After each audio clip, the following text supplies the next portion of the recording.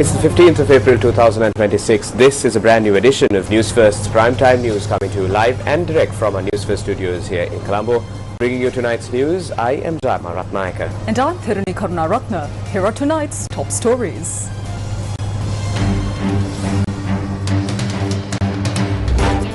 Traditional oil anointing ceremony observed today.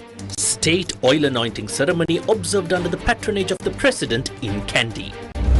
Sri Lankans return to Colombo following New Year celebrations in their hometowns. Special bus and train services launched from today. SLTB sees record revenues of over 1 billion rupees in 6 days. War in Iran to end soon. A decisive statement from Donald Trump. Blockage of Strait of Hormuz continues to disrupt global shipping and trade. China calls US blockade as reckless and dangerous. Trump says China is happy that he is permanently opening the Strait of Hormuz. Global economy faces severe crisis amidst the Middle East conflict. IMF warns world faces risk of severe energy crisis and high inflation.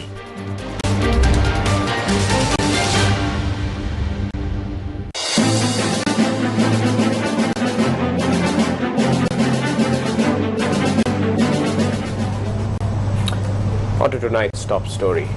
US President Donald Trump has said the conflict involving Iran is nearing its end while defending his decision to intervene, citing concerns over Iran acquiring nuclear weapons. Speaking to the issue, President Trump said he had to divert course and act, warning that failure to do so would have resulted in Iran obtaining a nuclear weapon. He said that scenario would have left the United States and its allies facing far greater consequences. I had to divert, because if I didn't do that, right now you would have Iran with a nuclear weapon. And if they had a nuclear weapon, you would be calling everybody over there, sir. And you don't want to do that. Well, you keep saying was. Is this war over? I think it's close to over, yeah. I mean, I view it as very close to over. You know what? If I pulled up stakes right now, it would take them 20 years to rebuild that country. And we're not finished. We'll see what happens. I think they want to make a deal very badly. Despite assurances from President Trump that the war in Iran would end soon, Iran's military has threatened shipping in the Gulf, the Red Sea and the Gulf of Oman if the US naval blockade of Iranian ports continues. An Iranian commander said that if the US creates insecurity for Iran's commercial vessels and oil tankers, Iran will not allow any exports or imports to continue in the three major waterways. The nightmare scenario for global shipping and the world's economy is if the Houthis based in Yemen, who are more of an Iranian ally than a proxy, decide to resume their full-scale attacks on shipping passing their coast at the narrow southern end of the Red Sea. This move could have a disastrous effect on the roughly 7 million barrels of oil a day Saudi Arabia currently exports through its Red Sea terminal at Yanbu. The Iranian military is saying that it's going to ensure the country's security when it comes to the Strait of Hormuz, the Gulf and the Sea of Oman.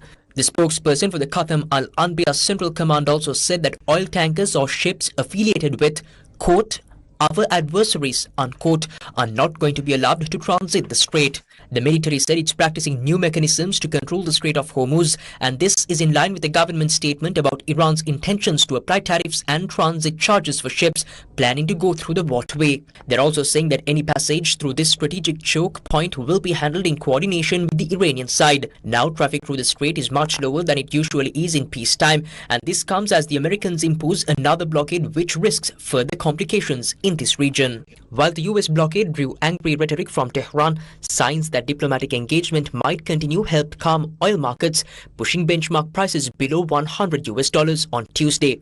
US Central Command said no ships made it past its blockade of Iranian ports in the first 24 hours it was in place, while 6 merchant vessels turned back. CENTCOM said more than a dozen US warships were involved in the blockade, which only applied to ships going to or from Iran. However, shipping data showed the blockade had made a little difference to Strait of Hormuz traffic on Tuesday, with at least 8 ships crossing the waterway.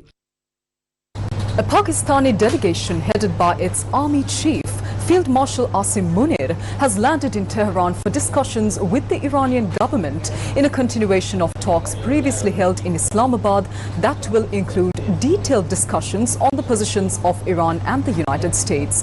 Munir has been the chief negotiator in the talks between the US and Iran. This news comes after a senior US official earlier said that talks on extending the two-week ceasefire with Iran are ongoing. The ceasefire is due to run out next week on the 22nd of April. Iran's foreign ministry spokesperson Ismail Baghei also has said that the exchanges of messages between Tehran and Washington is continuing, with the Pakistani intermediary after talks failed on Sunday. Baghei said Iran's position had been clearly set out and repeated in subsequent contacts. Earlier, the AFP news agency cited Iranian state media as saying reports about a ceasefire extension were not confirmed. US President Donald Trump said peace talks with Iran could resume in Pakistan over the next 2 days after the collapse of weekend negotiations prompted Washington to impose a blockade on Iranian ports. Gulf, Pakistani and Iranian officials also said negotiating teams from the US and Iran could return to Pakistan later this week. The one senior Iranian source said no date had been set. Iran's nuclear ambitions were a key sticking point during the weekend's talks. The US proposed a 20-year suspension of all nuclear activity by Iran, while Tehran suggested a halt of 3 to 5 years, according to Reuters sources familiar with the proposals. The US has also pressed for any enriched nuclear material to be removed from Iran. Over 48 hours have passed since the US blockade of the Strait of Hormuz came into effect. Commenting on the matter, China has called the blockade of Iranian ports as quote-unquote reckless and dangerous. However, shortly afterwards, Trump took to social media to say that China is happy that he is permanently opening the Strait of Hormuz. China is a major buyer of Iran's oil, and it has made no secret of its displeasure over the restrictions on energy supplies coming out of the Gulf, calling the blockade reckless and dangerous. Beijing's foreign ministry said the move would undermine the already fragile ceasefire agreement and further jeopardize the safety of ships passing through the Strait of Hormuz, a critical waterway that Iran effectively closed in response to US-Israeli strikes. The blockade came into force on Monday, a day after peace talks between the US and Iran broke down in Pakistan. US President Donald Trump has said the measure is intended to force Iran to give up its nuclear ambitions. However, analysts say the move is also designed to pressure China, the biggest buyer of Iranian oil, to encourage Tehran to open the strait. China would prefer to resolve this crisis by peaceful, diplomatic means. But as the standoff continues, there may well be discussions back in Beijing about whether it is now time to consider providing a naval escort for cargoes bound for China. However, earlier this evening, posting on Truth Social, Trump had this to say. Quote, China is very happy that I am permanently opening the Strait of Hormuz. I am doing it for them also and the world. This situation will never happen again. They have agreed not to send weapons to Iran. President Xi will give me a big, fat hug when I get there in a few weeks. President Donald J. Trump. Unquote. US Vice President J.D. Vance said that Pope Leo XIV should be careful when he talks about theology, rebuking the pontiff over his criticisms of US foreign policy. Vance argued that the Pope, who has said Jesus is never on the side of those who once wielded the sword and today drop bombs, was failing to take into account conflicts such as World War II. When the Pope says that God is never on the side of those who wield the sword, there is more than a 1,000-year tradition of just war theory. Okay? Now, we can, of course, have disagreements about whether this or that conflict is just, but I think that it's important, in the same way that it's important for the Vice President of the United States to be careful when I talk about matters of public policy, I think it's very, very important for the Pope to be careful when he talks about matters of theology. And I think that one of these issues here is that there has been, again, hey, random dude screaming, I told you I'd respond to your point. I just want to respond to this question first. But I think one of the issues here is that if you're going to opine on matters of theology, you've got to be careful, you've got to make sure it's anchored in the truth, and that's one of the things that I try to do, and it's certainly something I would expect from the clergy, whether they're Catholic or Protestant. Now, Vance, who is Catholic and met with the Pope in May, said that he likes it when the Pope weighs in on issues such as abortion, immigration, or matters of war and peace, but that he sometimes disagrees with him. The Pope and President Donald Trump have exchanged barbs over the past several days, with the Pope denouncing the war in Iran, and Trump responding by saying Leo was weak on crime and terrible for foreign policy. Leo, asked by NBC News about Trump's words, said he has no fear of the Trump administration. He also vowed to keep up his appeals for peace, saying they were rooted in gospel. Trump's digs at the Pope caused upheaval among the Catholic community in America, with clergy defending Leo and saying Trump's attacks were inappropriate. They came shortly before Trump posted an AI image depicting himself as a Christ-like figure. He deleted the post following pushback from supporters and allies. The next day, Trump said that he thought the image was a reference to the Red Cross and that it depicted him as a physician healing a patient. Israel and Lebanon agreed to continue discussions after the two countries held their first direct diplomatic talks in decades in Washington. The Iran-backed militant group Hezbollah has vowed not to abide by any agreements. Israel and Lebanon have agreed to direct negotiations following talks in Washington, D.C. hailed by U.S. Secretary of State Marco Rubio as a historic opportunity for peace. The two countries have technically been at war for decades. The talks held on Tuesday were vehemently opposed by Lebanese militant group Hezbollah, which announced it had fired rockets at more than a dozen North Israeli towns as the meeting got underway. The United States is pressing for a halt to the conflict between Israel and Hezbollah, fearing it could derail the two-week ceasefire in Washington's war with Iran after talks with Tehran in Pakistan failed to achieve a breakthrough. Lebanon was pulled into the broader conflict when Hezbollah attacked Israel in support of its backer Iran, sparking an Israeli ground invasion and strikes that have killed more than 2,000 people and displaced over 1 million. Tuesday's meeting in Washington, the first high-level direct talk since 1993, was mediated by Rubio and involved the Israeli and Lebanese ambassadors to the United States. Before the meeting, Hezbollah leader Naim Qassem called for the negotiations to be scrapped and vowed to fight on. Foreign ministers from 17 countries, including Britain and France, urged both countries to seize the chance to bring lasting security to the region.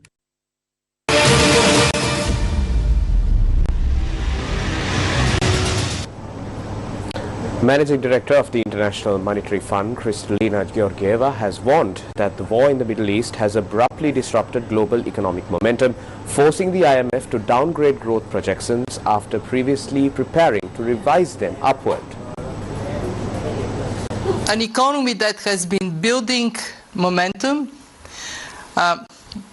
We were on the way to upgrade our growth projections, but then a sudden shock from the war in the Middle East has derailed that, and instead of upgrading, we are downgrading projections. When you go back to the factor uncertainty, that means we don't have one clean path. Instead, we are presenting, and we did this this morning, a range of scenarios depending on duration of the war and the impact it has in terms of destruction of infrastructure that could then have additional negative impact on the world. And when we look at these two factors, duration and size of destruction, if the war is to end within the next weeks, we still have a fairly rapid recovery. Yes, growth would slow down. Yes, inflation would go up, but in measurably less significant manner. If we are to have continuation and more destruction, then we are in an adverse place. In other words, if we see through the summer still the interruption in supplies continuing, then we would slow down much more significantly. And of course, there is a worst case scenario, which I hope we would not have to discuss, that would make this a topic of the annual meetings in Thailand. And then we risk the world economy to go so much down in growth that for some countries they would be experiencing recession. And we can say about this shock, it is large. The 20% of oil and gas is missing for the world economy. It is global. Everybody feels the impact. Some only through prices, because oil and gas are globally traded commodities, so prices go up for everybody. But others feel it much more significantly through the slowdown in economic activity. Our task is on a reasonably frequent schedule. March was bad, April would be much worse. Why much worse? Because all the tankers that left have reached destination, no more. And yet there are not yet new tankers leaving. And I can say that the value of bringing more comprehensive understanding of what is happening in markets also help us in our policy advice. The IMF says that the war in the Middle East has derailed global economic momentum, sharply worsening the outlook for growth and inflation, while forcing policymakers worldwide to confront difficult trade-offs. The closing of the Strait of Hormuz and serious damage to critical energy facilities in the Middle East raise the prospect of a major energy crisis should a durable solution not be found soon. Oil and gas prices have increased sharply, and so have the prices of diesel and jet fuel, fertilizer, aluminum, and helium. The overall impact will depend on three channels. First, higher commodity prices are a textbook negative supply shock, raising prices and costs, disrupting supply chains, and eroding purchasing power. Second, these effects may be amplified as firms and workers try to recoup losses, risking wage price spirals, especially where inflation expectations are poorly anchored. Third, financial conditions could tighten, with lower asset valuations, higher risk premia, capital flight, dollar appreciation, dampening demand. Our report presents three scenarios. Our reference forecast assumes a short-lived conflict and a moderate 19% rise in energy prices in 2026. Still, some damage will not be avoided. Global growth falls to 3.1% this year, a downgrade from January forecast, and headline inflation rises to 4.4%. Our adverse scenario assumes further disruption, leading to higher energy prices and inflation expectations and tighter financial conditions throughout the year. Growth falls to 2.5% this year, and inflation rises to 5.4%. Our severe scenario assumes that energy supply disruptions extend into next year, with greater macro instability. Global growth falls to 2% this year and next, while inflation exceeds 6%. Downside risks are clearly very elevated. Now, the impact of the war will be uneven. Low-income energy importers are highly exposed, especially those with pre-existing vulnerabilities and limited buffers. But the damage is most severe for countries in the Gulf. The world economy faces another difficult test. Fraying alliances, new conflicts, and waves of inward-looking policies such as trade restrictions undermine cooperation and growth. Growing strains on international order are pushing toward a multipolar world. But a more multipolar world need not be a more fragmented one. In fact, countries are finding new trade partners and forming trade agreements beyond traditional geopolitical lines. We should keep strengthening global cooperation. With the right policies, including a swift cessation of hostilities and reopening of the Strait of Hormuz, the damage can remain limited. President of the World Bank Group, Ajay Banga, has outlined a phased financial response plan aimed at helping countries manage the economic fallout from prolonged global disruptions, warning that the effects of conflict and supply chain damage are likely to last longer than many anticipate. We've got three things we're working on. And the first one is, can we, through this rapid availability of money, how much can we put out to work? And if you look at the countries that signed for that crisis response toolkit and some of the projects we put these clauses into, you can probably get to $20–25 billion that could be pulled by finance ministers like now, in 5 minutes. And that's real money. Has anyone tapped it yet? Not yet, because they're all trying to figure out what and how much they will need. And I'll come to also the obvious challenge of fiscal challenges for everyone. This is not grant money. Yeah. So you got to be a little careful of that. So we'll come to that in a minute. The second is, if this continues for 6 months or more, then can we repurpose some of our existing projects and guide them towards the kinds of things that may be helpful to these countries? If you do that, we think we can get to 50, 60 billion from the 2025 I started with, meaning another 30 to 40 billion bucks. If it goes beyond that, then we're going to have to start pulling into our balance sheet and headroom to see what we can do. But over 15 months, we think we could get to 80, 100 billion. Remember, these are not incremental numbers. I'm talking about the total. It's 80, 100, including the 2025 and the extra, a total of 100. And that's over and beyond our normal lending at that time. So just to give you a context, in COVID, the bank put 70 billion to work. So I'm trying to create a toolkit that has a tiered response capacity, depending on how this continues, to at least be able to bring adequate firepower to do something about it. You don't control the immediate impact of the conflict, but you do control how you respond. And I think you've got to respond in the short term for what you can to reduce the pain and manage circumstances. And all I'm saying there is, don't think of this as 1 month more of pain.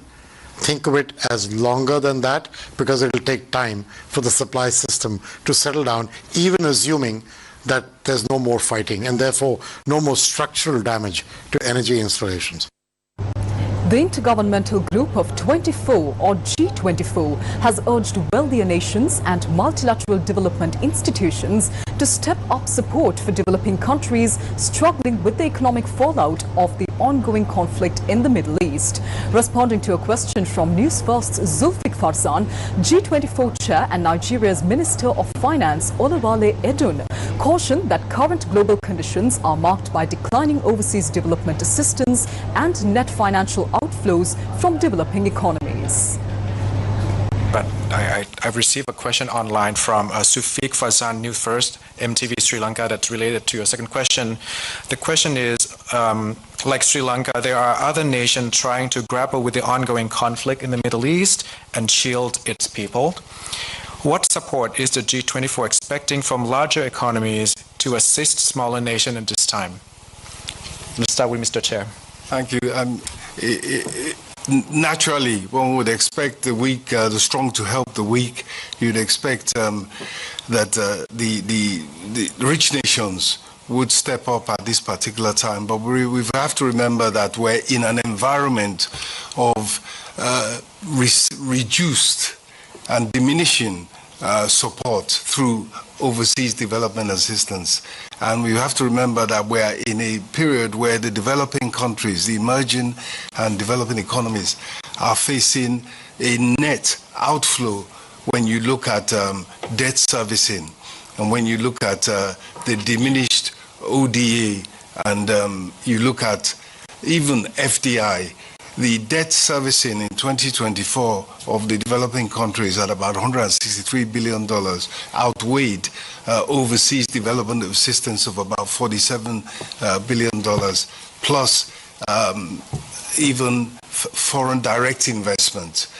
When you add those inflows, the outflow from debt servicing, because of the elevated interest costs that developing countries pay, outweighed what came in. So I think that whilst looking to see what can be done by the developed world, and even the multilateral development institutions should also step up to the plate at this time with support, liquidity support, as well as the usual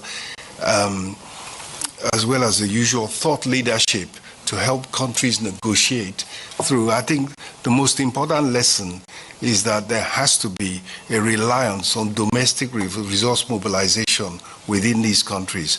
The public sector, as in Nigeria, we brought in a comprehensive tax regime that not only improved resource mobilization, but at the same time reduced the cost of the tax cost to the lowest earners, and both individually and as governments.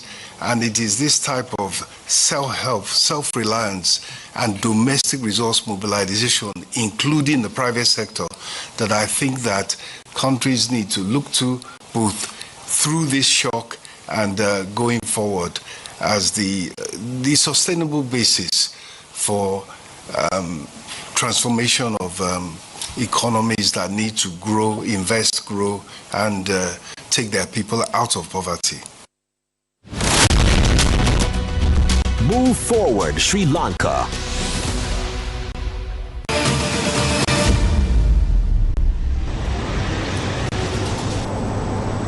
Take a look at news from here at home. The auspicious time for the oil anointing ritual observed to invoke good health during the Sinhala and Tamil New Year fell this morning. The state oil anointing ceremony was held today with the participation of the President Anurukumara Dissanayake at the Sri Mahanatha Devalaya premises within the historic Temple of the Sacred Tooth Relic in Kandy.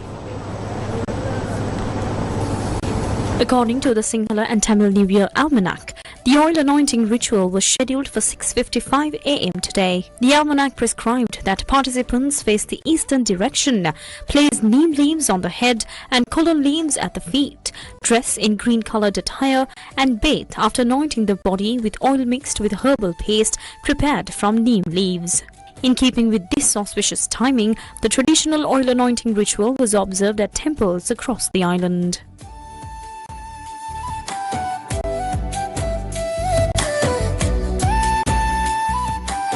This year's state oil anointing ceremony took place at the Sri Mahanatha Devalaya within the historic Temple of the Sacred Tooth Relic premises in Kandy under the guidance and blessings of the Mahanayak Theras of the Malvathu and Askeriya chapters. Earlier today, President Anurukumara Dissanayake visited the Temple of the Sacred Tooth Relic, engaged in religious observances and received blessings to mark the Sinhala and Tamil New Year before attending the state oil anointing ceremony.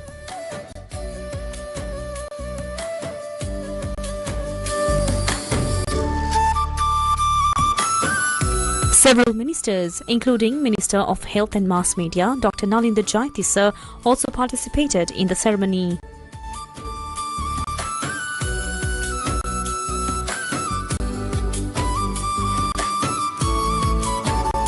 Following the ritual, the President engaged in friendly conversation with members of the public who had gathered at the Temple of the Sacred Tooth Relic premises for the oil anointing ceremony.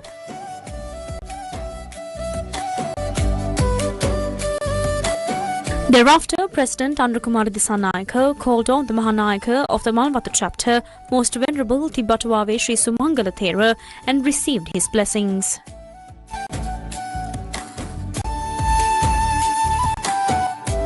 The President also met the Mahanayaka of the Askeri chapter, Most Venerable Varakagoda Sri Jnanaratana Thera, and received his blessings.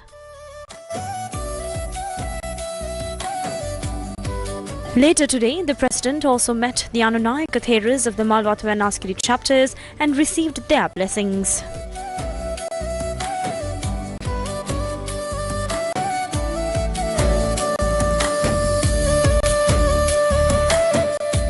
This year, the Sirasa TV oil anointing ritual was conducted at the historic Olaboduwa Rajamaha Viharaya.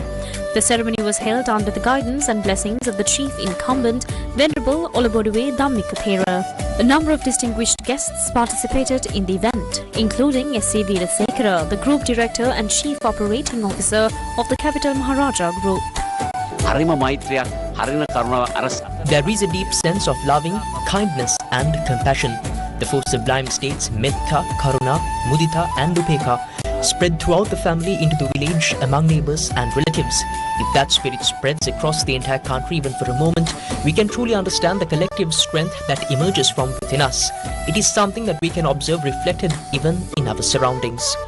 With the participation of a large gathering, the oil anointing ritual was carried out at the auspicious time.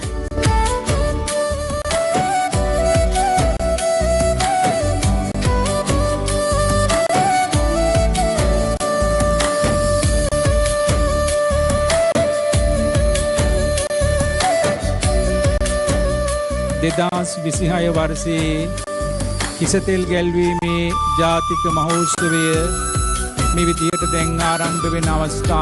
traditional rituals of the Sinhala and Tamil New Year 2026 have already been observed. What is being undertaken now is another important ritual, the oil anointing ceremony, performed while invoking blessings for good health and long life. Devotees take part in this with deep faith and devotion.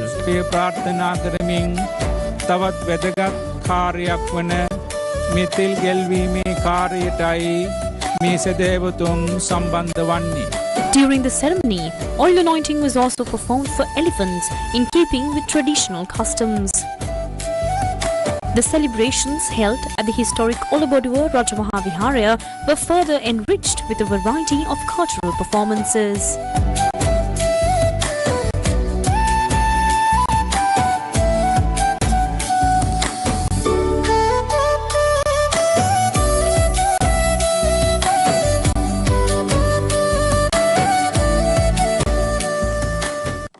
Another oil anointing ritual was held at the ancient Shwetagiri temple affiliated with the Aluthnura Sri Dadimunda Devalaya in Mavanella.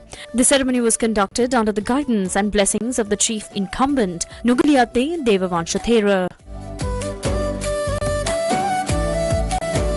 Following this, the Nanumuru Mangalya, a traditional New Year ritual, was also held at the Aluthnura Sri Dadimunda Devalaya to mark the advent of the New Year.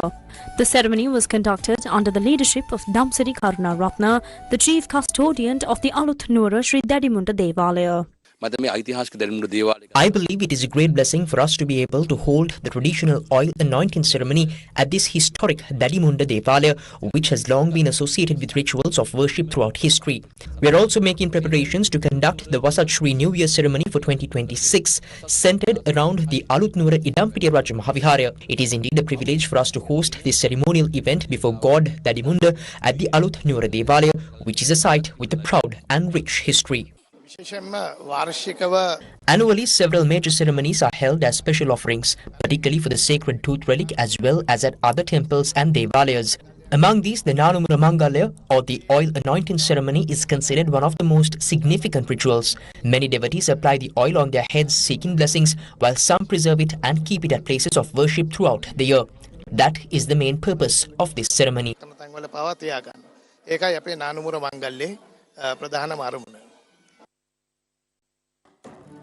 The oil anointing ritual was also observed this morning at the Hunupitiya Gangaramaya temple in Colombo under the guidance of Venerable Dr. Kirimbe Asaji Thera. කිසිසෙල් ගෑමත් එක්ක බැඳුණු ඒ උතුම් චාරිත්‍රය අද විහාරස්ථානයේ තුල ඉෂ්ට සිද්ධ කරලා සියලු රෝග නිවාරණය කරලා තමන්ගේ සෞඛ්‍ය සම්පන්න ජීවිතයකට ප්‍රවිෂ්ඨ වීමට කටයුතු ආරම්භ කළයි කියන කාරණාව සිහිපත් කරන්න කැමතියි. As in previous years, the oil anointing ritual was also carried out at the Dehevala National Zoological Gardens.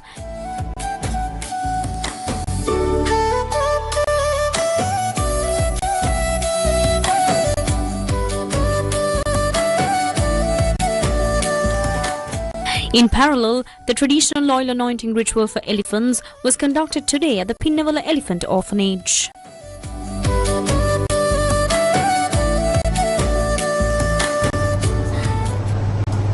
Special transportation services were launched from this morning to facilitate the return of people to Colombo after spending the Sinhala and Tamil New Year holidays in their hometowns.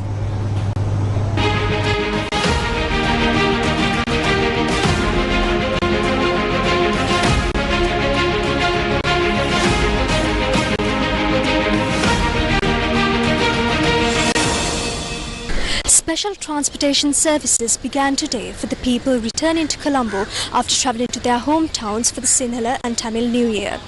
I'm here at the central bus stand in Petta today, and as you can see, many people who went back to their hometowns to celebrate the festive season with their loved ones have returned to Colombo with ease, mainly thanks to the special transportation services that were implemented in response to the rush of the festive season. The National Transport Commission says that additional bus services will be operated from today until the 20th of April, according to passenger demand, to assist people returning after the New Year holidays. These special transport services are operating with a focus on Badulla, Pandaravela, Nuwara Eliya, Kandy and the southern province. Members of the public shared their views today regarding these passenger transport services. In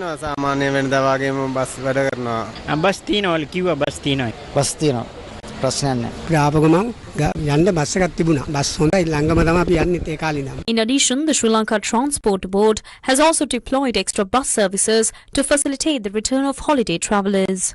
Due to the impact of Cyclone Ditwa, a large number of passengers who usually rely on railway services in the upcountry routes had to shift to bus transport. In previous years, we deployed around 1,250 additional buses beyond the regular schedules for New Year services.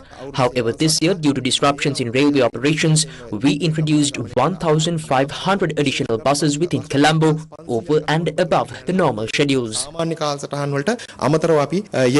Meanwhile, the Sri Lanka Transport Board has generated 1 billion rupees in revenue within 6 days through the provision of New Year transport services.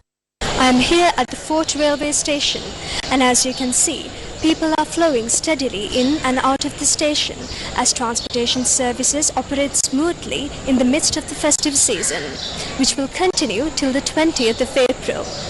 I am Mahimi Amrakhoon for the Newsfirst team. Special railway services will also remain in operation until the 19th of April to assist people returning to Colombo after celebrating the New Year in their hometowns. Accordingly, these special train services are operating along the routes Anuradhapura Colombo Fort, Kankasanturai Anuradhapura, Matara. On the 16th and 17th, office trains will operate as usual during the morning and evening sessions. We also expect to operate several special train services from Matara and Anuradhapura to Colombo on the evening of the 19th. Additionally, on the morning of the 20th, we plan to operate the same number of trains that normally run on a regular weekday.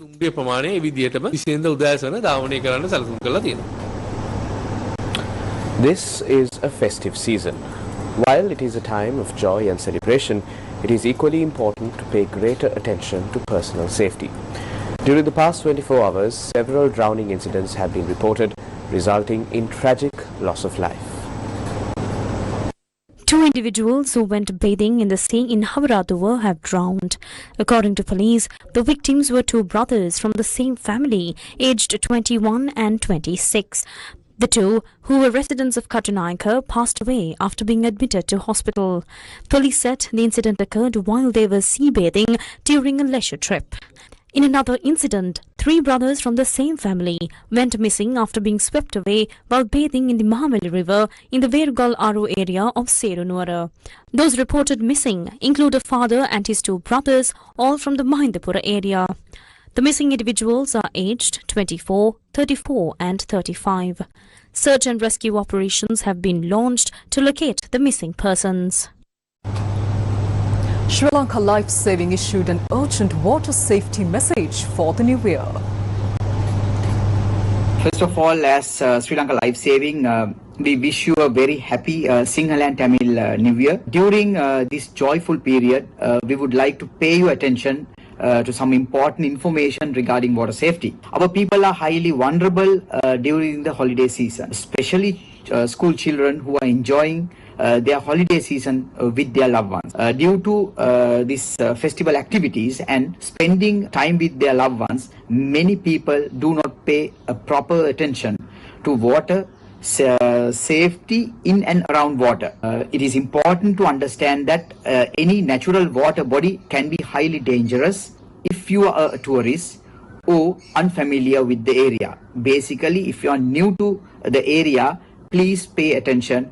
Do not get into the water without any assistance from the village people. In Sri Lanka, a high drowning rates occur due to a lack of water safety awareness, alcohol consumption, failure to follow safety signs, do not wear life jackets, and overestimate themselves. If you are around any type of water, please stay alert and prepare. If someone is in distress in the water, do not jump. Do not jump in. Throw any available object such as a bottle, can, a bag, or even your own clothes to assist the person. Do not jump. Once again, please do not jump into the water. Be prepared, shout for help, and act safely to save a life. During the festive season, we all carry painful memories linked to an increase in road accidents and sudden emergencies. We are sharing this message because your life matters to us. As you travel long distances during the New Year period to visit relatives and loved ones, please make every effort to drive with care and responsibility. Never drive under the influence of alcohol. Choosing not to drive while intoxicated is not only a responsibility of every driver, but rejecting drunk driving is a shared responsibility for all of us. We also urge you to avoid speeding and to follow road rules at all times.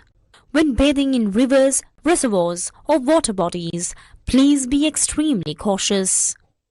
During the festive season, if you light firecrackers, we kindly request that you follow all safety precautions. When children use firecrackers, adult supervision is absolutely essential. Please take these warnings seriously. Do not allow New Year happiness to slip away from your hands under any circumstances. News First with the people. A group of monks who spearheaded the famous 2,300-kilometer Walk for Peace in the United States of America departed the United States earlier today, bound for Sri Lanka. The monks who will arrive in the island on the 21st of April will participate in the Global Walk for Peace in the island of Peace, Sri Lanka, which will take place across the island from the 22nd to the 28th of April. The activities of the Peace of Walk will commence on the 21st of April after seeking blessings at the historic Jai Sri Mahabodhi in Anuradhapura. A sapling of the Sri Mahabodhi obtained through the blessings of the Mahasangha led by the Atmasthanadipati is also scheduled to be carried during this march. The Sirasa Media Network is the official media and communication partner for the walk. And that's a wrap of Primetime News for tonight. Thank you for joining us. Good night.